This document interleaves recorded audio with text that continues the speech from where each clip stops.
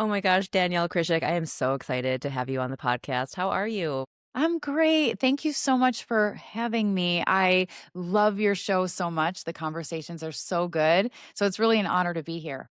Well, same. Your podcast, The Story Effect, I've had the pleasure of being on it, which is honestly one of my most favorite opportunities to be a podcast guest. I felt like you asked really good questions. Our conversation was flowing, and I'm excited to continue that conversation here today. Thank you so much. Yeah. So, Danielle, one of the things I always like to start with is to ask people what is a quality that you love about yourself and how does it influence how you impact or lead people? This is easy for me because I've thought about my purpose and why I'm here a lot lately. For some reason, just the stars are aligning where I'm getting asked this a lot. I really hear people, see them, make them feel like they matter. And I think that is my little spot in this world. It's not the foundation for a massive philanthropy. I'm not going to have any plaque, anywhere with that.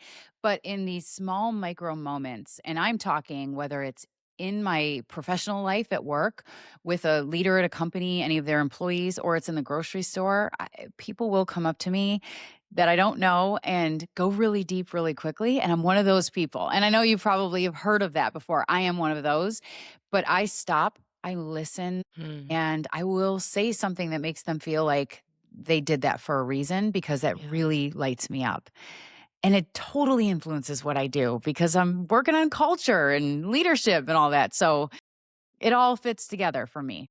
I love that, and it is a special gift. You can tell, like, there's just an energy around people, and I I'm also that person in the grocery store where people will just start talking to me too, and sometimes it's like, "I don't have time for this," but Yeah. sometimes it's like, "Oh, how special that someone selected me to share this thing with," and it's like you're Yes. entrusted like a guardian of this gift, of the story that people share with you.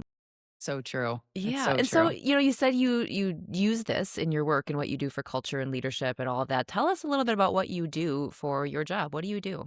Yes. So I am a partner at Night Agency, and think of us as a consultancy that comes into a company and really understands the business priorities and then figures out how people can make the business priorities possible. Hmm. And oftentimes that is anything from basic culture initiatives, it's EVP campaigns, and it's leadership development and all those pillars of culture that I know that you work on as well. And it doesn't matter what challenge we're solving, it all comes down to people believing and being personally connected to the work they do, the company they work for, and the people they work with. And Mhm. storytelling is the weapon of choice to make a lot of that work possible because it gives meaning and context to all of it.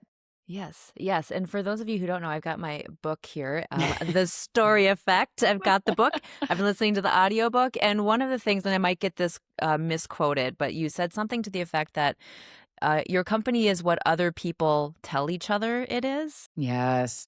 And so can talk about that because when I heard that, I'm like, ooh, it just puts a punctuation on the work that you do, the human element, and how are we telling the story, and what are other people telling people about the company? So say more Yes. about what that is.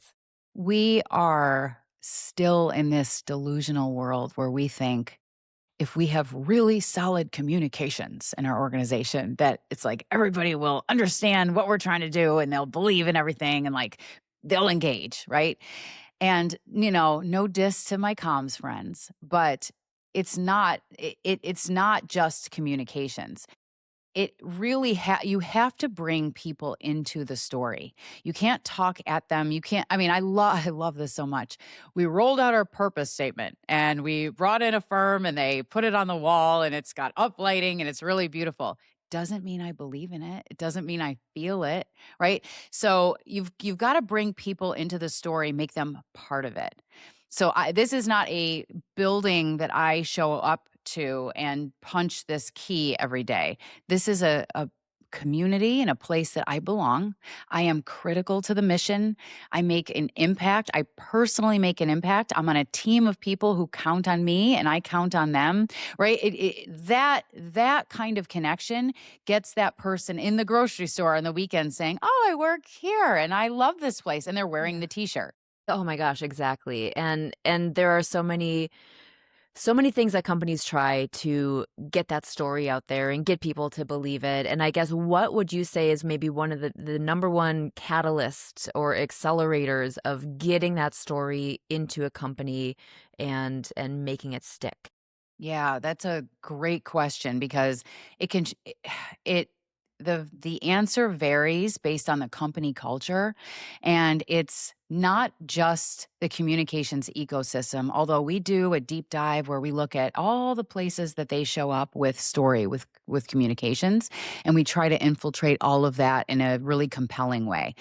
Stop starting your newsletter with, "Well, it's been a tough summer, but we pulled off this quarter." And nobody reads that. I'm Yeah, sorry, yeah. everyone, but nobody reads that. But can you replace that with a video of a leader telling a story about kind of what went down that quarter, what they learned, a little bit of a hurdle, maybe a vulnerable moment where they say, for the first time, I didn't think I could pull this off, but the team rallied and we did it. And let me tell you what happened, right? So it's really working with each company's culture to pick up on the little nuances of where they show up, how they communicate, where there's opportunity for storytelling, and then really get it out to all those places. And honestly, the in person matters more than Mm, ever in all of this work. It's not enough to just show up in the newsletter, but also bring people together and have moments for story sharing, not just the leader getting up and speaking, but employees coming up and yes. talking about the quarter as well and what they learned and they overcame. Really make it an ecosystem of storytelling. Ah, ecosystem of storytelling. I like that. And I like that because with so many things, right, it starts with the leadership, having them tell the story because then leaders sharing those vulnerable moments gives everybody else permission to also share that. And it's just it is so powerful, that vulnerability. And you talk a lot about that in your book about the different ways that we connect and the different kinds of stories. And I do want to get into that, but before we even get into that, Danielle, I want to understand, like, when did you recognize that you enjoyed storytelling? Like, where was there a moment or how did this happen?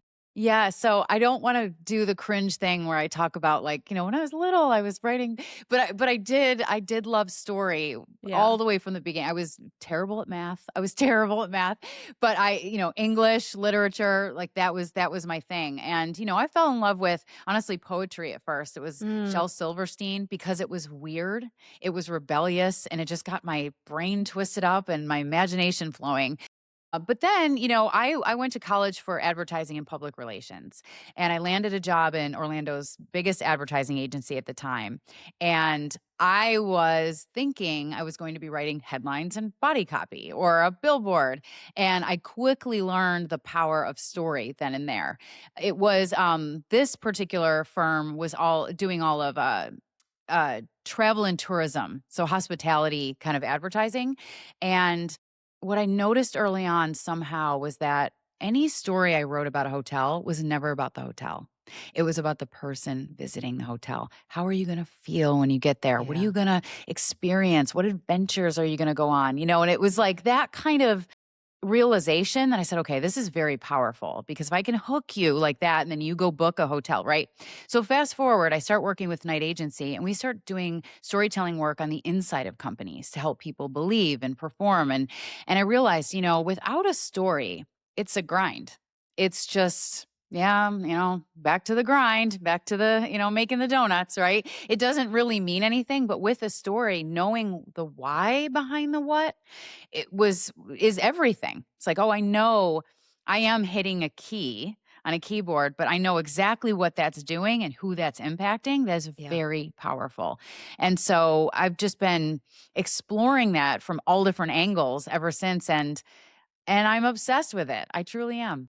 Yeah. And you're so good at it. It's one of those things where you're naturally someone who listens really well, and listening is an important skill. By the way, Oh, yes. I don't think we realize that we underestimate how much of a skill it is to truly actively listen. And that's why people want to talk to you, and that's why you've made such an exceptional, successful career out of this, and probably have heard probably thousands of stories at this point My from people. goodness. I have. I have. Yeah. Our first People Stories campaign, and this is one piece of the book. There's other ways we talk about storytelling, but for this one, I worked with Starwood Hotels and Resorts, and they flew me to Dubai to interview 100 people from 100 countries. And before this trip, had never been out of the country. So, like, get your passport, you're going to Dubai. That in itself is like, what? Yeah. Where am I going? It's such a long flight. I get there, it's a whole new world. It's so different, right? You're far away from home. And I had not really traveled before that. I didn't grow up with money. So I wasn't well traveled. And so I was exposed to different people, cultures. I mean, people who looked very different than me. Mhm. And I had stories in my own head about what those cultures were like because I never was exposed to that. And at the end of it, I just remember thinking, oh my goodness, we all want the same things. We all want love. We care about family. We love our traditions in our lives. They make us feel grounded. We have aspirations for ourselves. Like, there was just so many pillars. Yes, everyone is Mhm. an individual, but like it was just such this like screaming connection moment for me. And yeah, and since then we've done so many people stories. And I have heard, I mean, battling cancer, leaving an abusive relationship, surviving the tsunami, being right there when Katrina hit and losing absolutely everything. You name it, down to, the little things like it's not little really, but, and I'm sure you hear this a lot in your work, a leader who steps up and becomes CEO, but has this paralyzing imposter syndrome and how they Mhm. battled that, right? Yeah.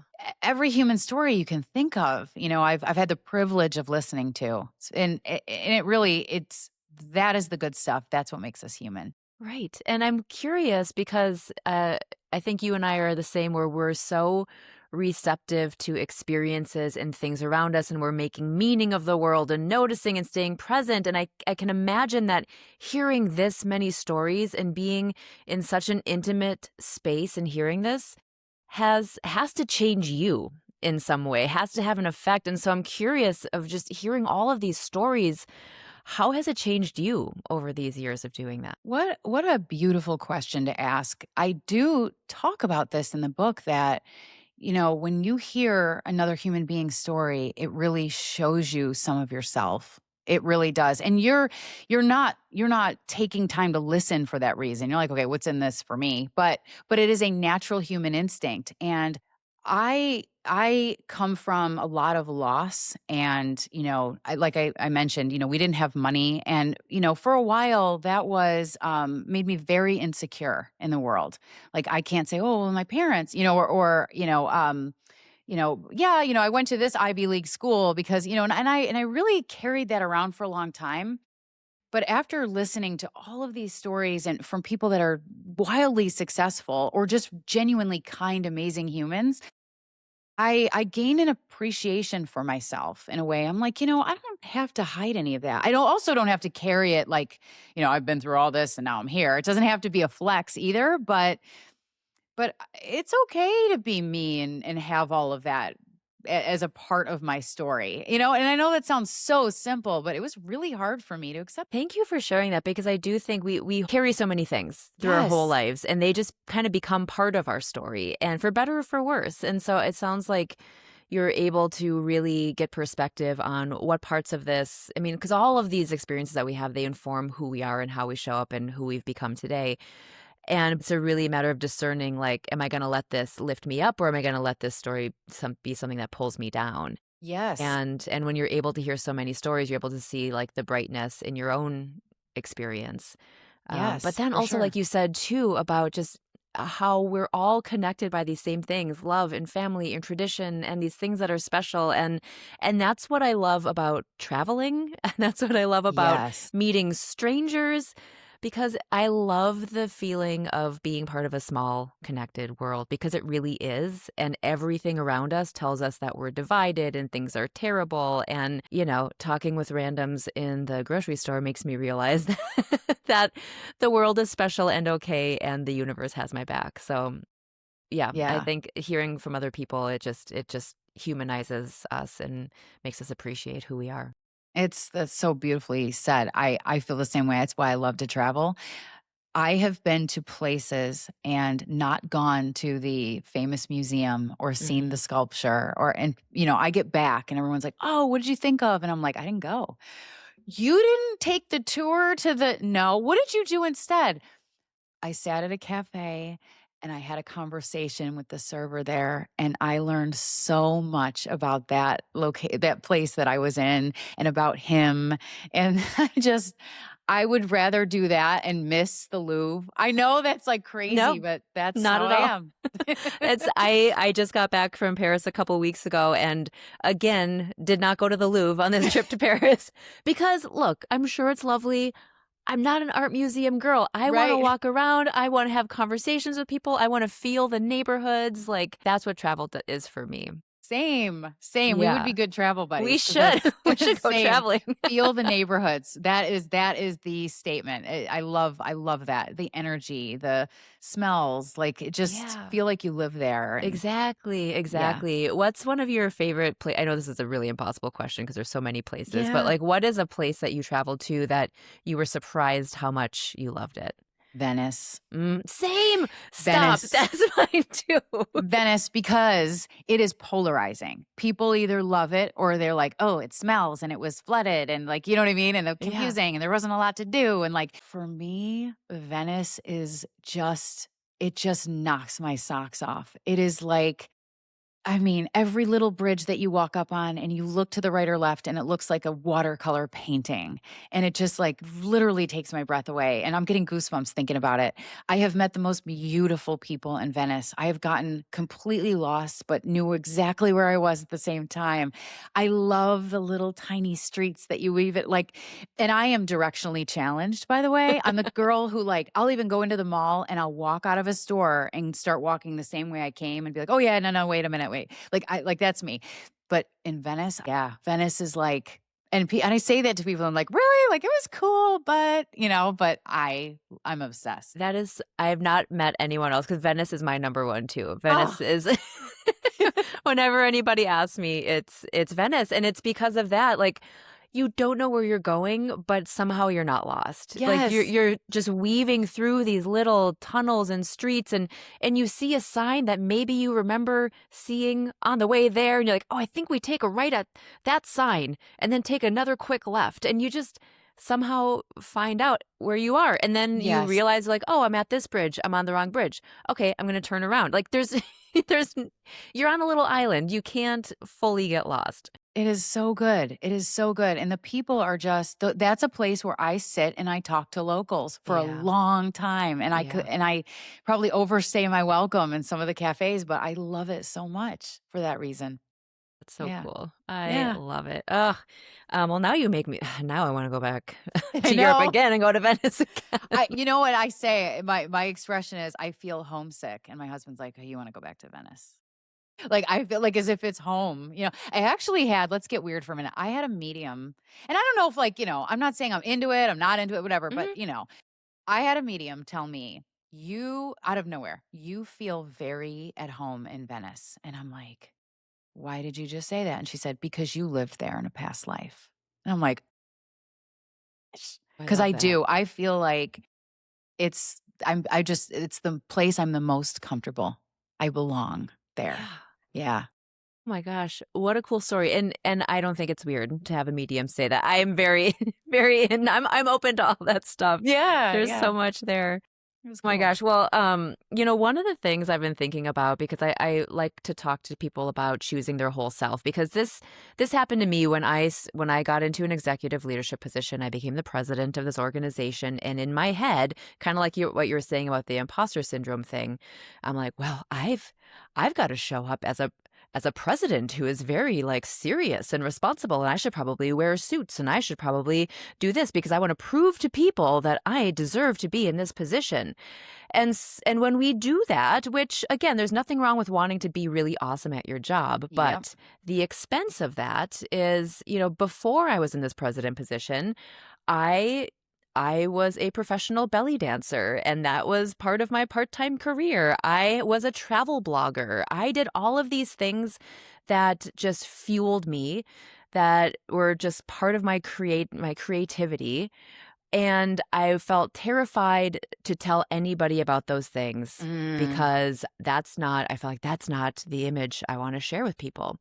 However, previous to becoming the president of that organization, when I told people in a professional setting, I'm like, "Oh yeah, I've got a couple shows this weekend. I'm dancing in the restaurant or whatever." They're like, "Wow, what? Tell me more. That's so exciting. That's so interesting." Like people lean in when you share these unique things about yourself. And so we get, I think more often than not, we feel what what am I allowed to share? Like, I want Mhm. to be this responsible, sort of influential, respectable leader, but also people want to know these really special human things about you because that is what connects us to each other. That's so true. So there's this tension, I think, and I think you've talked about it a little bit in your book about how we address this tension, especially as leaders or especially as people who are aspiring in leadership positions. How much of ourselves do we share to maintain our identity and reputation versus what elements do we share to really build trust and humanize ourselves? Yeah. You know, it's a tricky question because I think, every work environment is going to be different. Mhm. And unfortunately, there are some toxic environments where if you open up too much, it will be used against you, and you have to Yeah. recognize that, and then just ask yourself, like, is this somewhere where I want to be? Because that's really not good. And in 2026, are you kidding me with that? That's just so like 1990s wants their, culture back, right? Yeah. That said, getting off that soapbox, I think people work for people, not companies, not projects. People work for people, and the stat is true that people quit their leader, not their company. So I would say the more human you are, the more people can connect to you in a more personal way, and the more they'll run through a wall for you. It's either Danielle, she's got, X years experience and she does this at our company and she's now leading our team and we better not mess up. Like people will be compliant for me if that's all I am, right? They'll Yeah. until a better job comes along, they'll be compliant for me. But the more they get to know me, know my heart, know a little bit about, who I am, what drives me, what makes me tick, the more we have a connection and the more like we can get in the trenches with each other. And Mhm. so the other thing that I think is important, and this is in my book, is, leaders sometimes struggle with being vulnerable or authentic in that way in the workplace. It's not about you. It's about the people you're serving. You're not up there, even if you're telling a story about you, you're not telling it for the purpose of telling the story. You're telling it so that people can connect with you, trust you, share things with you. You know how much money companies save when employees feel comfortable admitting that they messed up? Or, hey, like this project is about to go completely off the rails and we're nervous. We did something wrong here. But they're not gonna do that if they don't trust you. So I would say, every culture is different, but at some level, be as human as you possibly can as a leader because Mhm. and do it for your team. Don't think of it as an exercise for you. And you don't have to be a performer either. You don't have to get up and be charismatic. You can start with the basics. Tell your team about your kids, your pets, or your passion. I don't think that's going to get you in too much trouble, no matter which culture you're in, right? But all of a sudden, you go from Danielle, director of XYZ to, Danielle, she's got a 8-pound Yorkie that she's absolutely obsessed with. And, she's a nerd and she likes to read on the weekends. All of a sudden, I'm a human being. So, Yeah. yeah. I love that so much because I've talked with so many leaders who are just like, "Well, I don't like to share too much about myself, or I don't feel like it's interesting. And I'm like, it doesn't have to be interesting. Yes.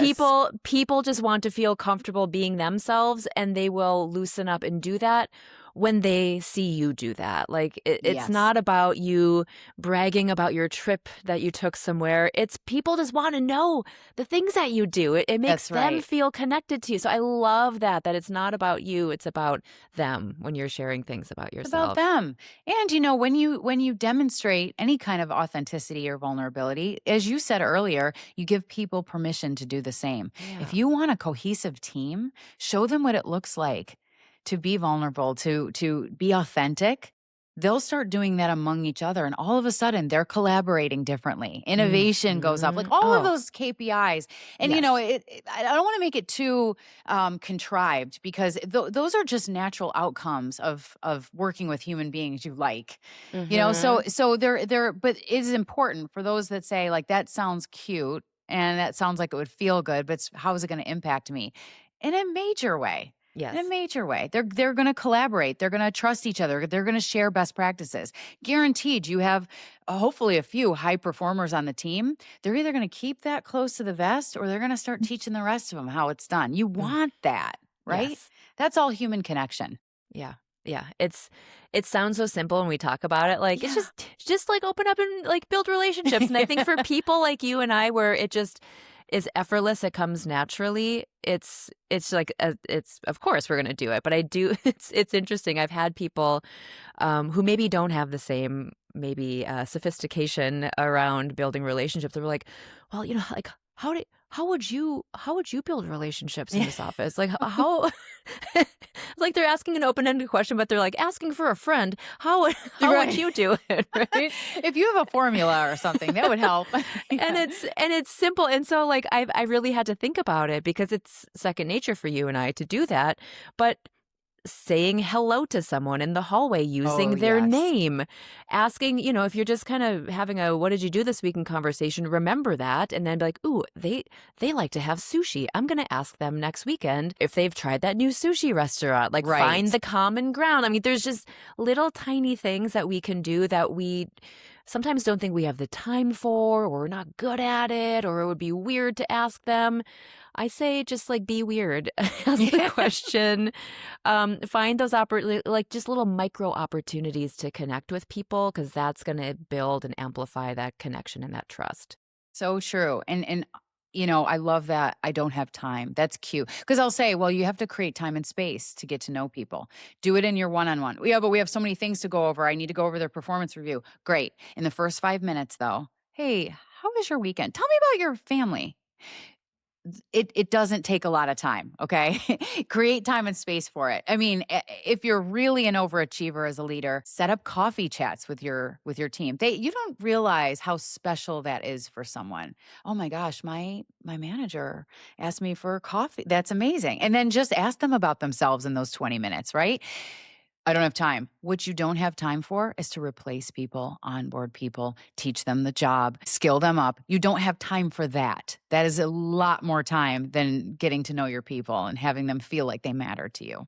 That is so good. That is so good. And I think the thing that leaders underestimate is the influence and how special they are. They're just like, I'm just a person. I'm just a guy. Like, no, to those people, you are everything. And to Yes, get 10 minutes with you is like time with a celebrity. truly. And yeah, yeah. And I think people, and especially in leadership positions, you have to realize that. Like you're kind of a big deal. Yeah. And treat yourself that way. And like of course be humble, but just know that your people are really influenced by you. Yes. If they even think for a second that the CEO knows their name, especially in a big company, is that not the coolest thing? We were in the Mastercard building in Purchase, New York, and we were walking through the hallways with our suitcases, my business partner Mike and I, and going to our last meeting before we had to go to the airport. And we're awkwardly with our suitcases in a building. Like, it was so weird. And the CEO, Ajay, who had been there for 10 years, he's a celebrity in the business world, truly. He said, "Hey, you two." And we turned around and realized it was him. And he walks over and gives us the nicest handshake. He's like, "What are you doing with your suitcases?" In that moment, I was like, well, if the next meeting doesn't go well, we're out of here, you know? And he started laughing. But I mean, we don't even work there. And he just took those 2 seconds. And I will never forget that. It truly was like meeting like Steve Jobs. It was a big deal, you know? Yeah. But Yeah. if he does that with us, he did that with a lot of people. And Mm. that goes a long way. I guess that would be a takeaway, I would say, for leaders, like, Yeah. take the time, take the moment to look at people in the hallway. I can't tell you how many times you're walking through the hallway, people are looking down at their phones, they're not even looking at each other. Like, make the eye contact, say the name. Like, that's I think one of the easiest things people can probably start to do, as simple as today, to start building that human connection. I'd love if I have a minute to share a story Yeah. about saying hello. Yeah. It's really profound. It happened in a storytelling workshop I led. And one person said, there was a story of a gentleman in California, and he just didn't feel like he mattered in the world. And he said, "I'm going to test this. I'm going to walk to the Golden Gate Bridge. And if nobody acknowledges me or says hi or looks at me, I'm going to jump." And he went to the bridge and he jumped. And that was it. I mean, that ended his life. And that's an extreme example, but I tell that story sometimes because it makes leaders realize that eye contact in the morning, because they're buried in their phones, they're looking at their meeting schedule. I know that's important. I have great respect. I'm a high performer. I have great respect for that. Mhm. But just acknowledging people, sometimes you have no idea what that means to people, Yeah. especially when it's your team and you are their leader. It's nice. Just, hey, you don't even have to stop and talk in that moment. It really, really matters. Really It matters. does. It does. And what a powerful story too, that which makes me think about, we talk, and you talked about this in your book, and it's a concept that I've heard before that I really like, is sharing stories from a place of a healed scar versus a Mm, open wound. yes. Yes, and because we do want to be vulnerable with people, we do want to be open, but also recognizing, I guess maybe you can you can explain it better. Recognizing, am I telling this story from a place of a healed scar or an open wound? Can you talk about that a little bit? Yes, I included that because I always get pushback, and I'm sure you do too, on this whole vulnerability concept, Yeah, right? Like, oh, I don't know, like like how vulnerable do I get? And like, it's like I can't give you a scale and say like, go here, right. So this is just such a good metaphor.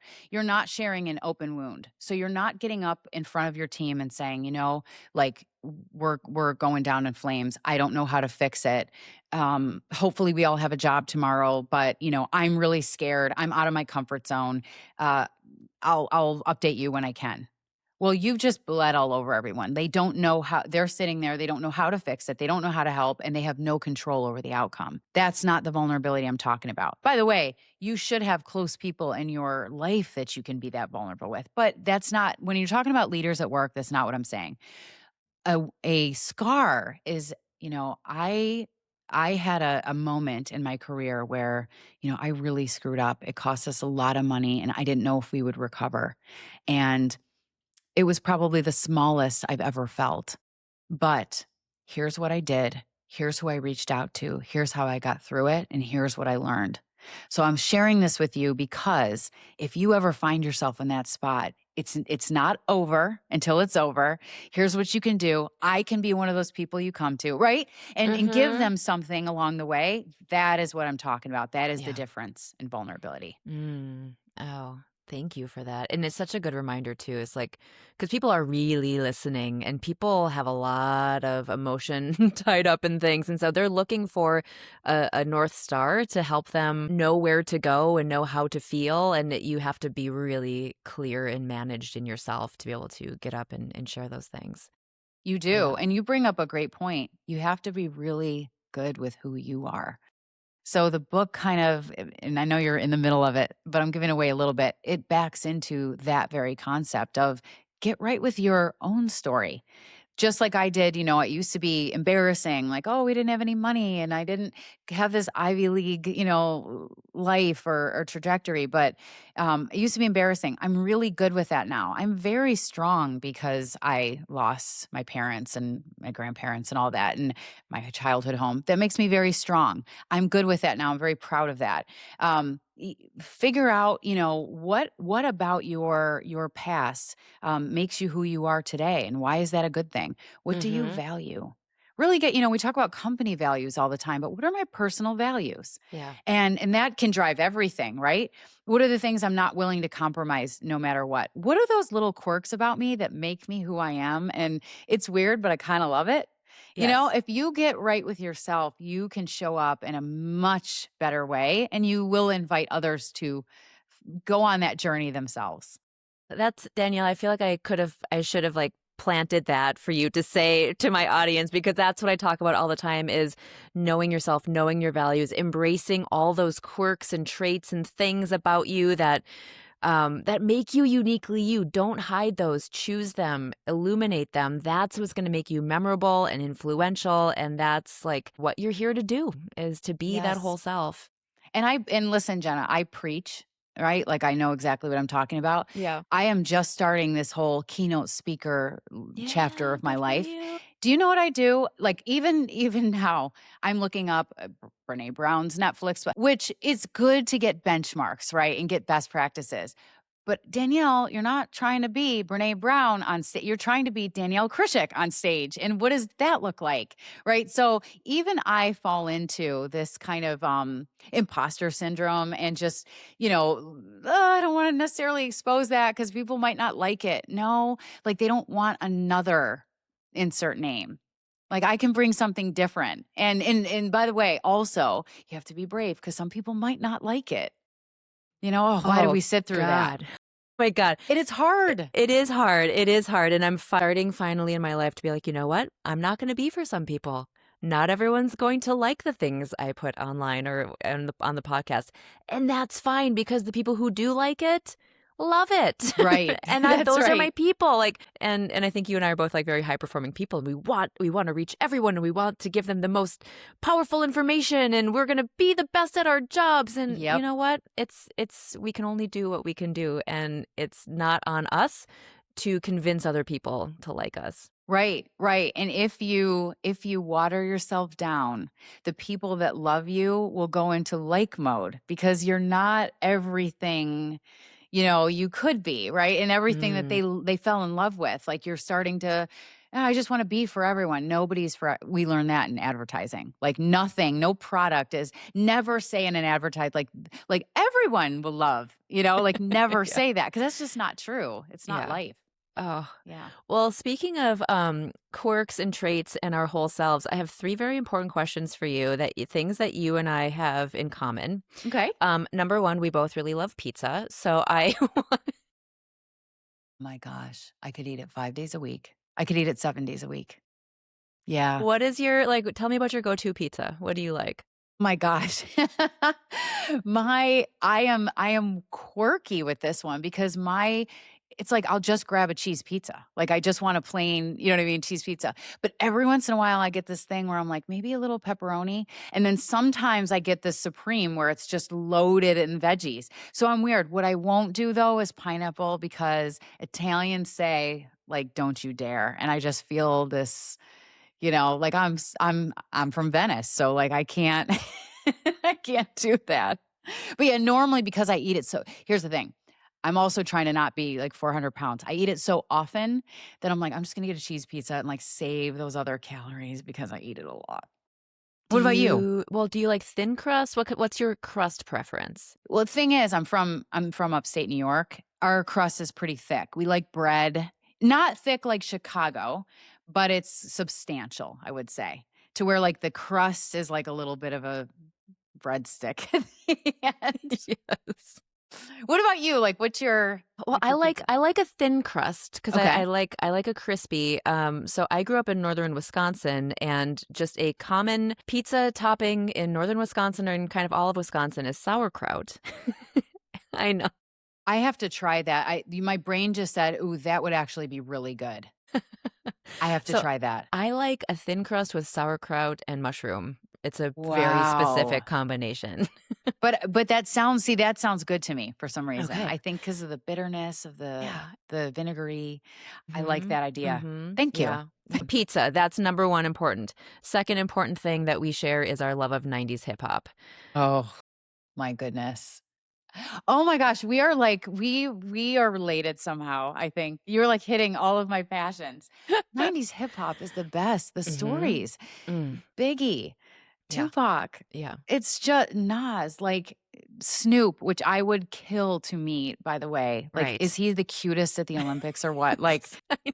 he is. And if you do you follow him on Instagram? He I is a do, yeah. little ray of sunshine. He's like super positive and Oh my funny gosh, and it's great. yes. Um, so you mentioned Nas because I don't know if you listened to the podcast One Song. Have you heard that podcast at all? No. It is so good. I love listening to music podcasts. That's kind of like my go-to relaxing thing. But Amazing. they talk about one song and they really go deep into it. They like break down the music theory of it, who played what, where the samples came from. Anyway, there's a really good one with Nas, and there's another really good one that Wyclef was on as Ooh, well. Yeah, I love yes. that. Thank you. Yep. Oh, that's awesome. Okay, and then finally, we both love The Sopranos. I did a whole podcast episode about all the different ways Tony Soprano actually has good emotional intelligence.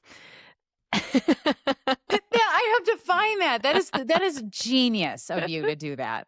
And all those guys, like I broke down emotional intelligence through the different characters of Soprano. So I'm curious if you have a favorite either character or moment from The Sopranos. Oh my gosh. Oh, there's just so many. It's so funny you say that because I just said to my husband, "I'm rusty. I need to watch it again." I've watched that show a million times, but I go through, like I don't see it a while and then I get back on it. Honestly, I I just love Tony because I feel his tension the entire time and I understand what he's trying to do, where he gets tested to like could he be the good guy in that moment and then he goes sour and then he has regrets and then he gets angry. I don't know. I know that's such a basic cuz there's so many good characters. Paulie's I hilarious. love Polly. Yeah. He's hilarious. Like he's so just he talks like a lot of people that I grew up with in Rochester. It's like, but I just think my heart is so in it with Tony and I get him even when he's being terrible. I just Yeah. get him so much. That's why I use him in my book. I use The Sopranos because, it was a funny occurrence to me and I didn't see it talked about anywhere else when you talk about storytelling that we do root for the villain. We root for the villain. If you've seen Breaking Bad, we're like, no, nothing can happen to Walter White. Like, he's amazing. He's a drug dealer. Like, what are you doing? Tony killed 8 people. He initiated, like, he's a terrible friend. He's a terrible husband. Right. Oh, I get it. Oh, I get it. So I love him. I Mhm. love Uncle June too. I don't know. There's something about his, Yeah. his crabby little self that Yeah. he's terrible, but I love him. Same. Oh, this is Yeah. so good. I love it. Danielle, is there any final words of advice that you would have for people here today? I think if you heard this and you think that storytelling might be something you want to try to create better connection at work, at home, with your spouse, with your kids, I would say, and then you're saying, but I'm not a storyteller. I don't know how to do this. Start by being a story collector. Live in the moment and notice the things around you, and when your heart feels it, either something profoundly sad, something really joyful, take notice of that, and even if you want to geek out on it, write it down in your phone in your notes app, those moments, because those are the moments where there's a story worth sharing and Mm, telling. And when you share those stories, especially the ones where your heart gets in it, people will then open up and say, "Oh my gosh, like I was there too." And just like we just did, right? Like you just got me so fired up talking about those things because it's like, yeah, that's all my passion. That is what it's all about. So, yes, everyone can be a storyteller. We all have it in us. If we're human, we can be a storyteller. And you don't have to go out and be a performer. Just start by being a story collector, and living in the moment will be good for you too. ugh. I'm feeling so inspired right now. Thank you Thank for you. sharing that. And I will make sure to link to your book, your audiobook. Is there any other places where we should make sure we find you online? Just the storyeffect.com is kind of the house for the Yeah. podcast, the book, me as a speaker, all the things. So if you go there, you're going to be able to find it all. Amazing. Yeah, and definitely like check out the podcast. Lots of really inspiring conversations with leaders and just you just really get into it with people and I love it. It's Thank you so so it's so much. great. Well, Danielle, thank you so much for taking time today and let's go eat some pizza, I guess. I seriously am having it for dinner tonight. Like I took out steak, but I really want pizza. Like and it's your fault. It's my fault. Full responsibility. I'll take the blame. Thank you so much. This was Thanks. amazing. Thank you. Thanks, Danielle.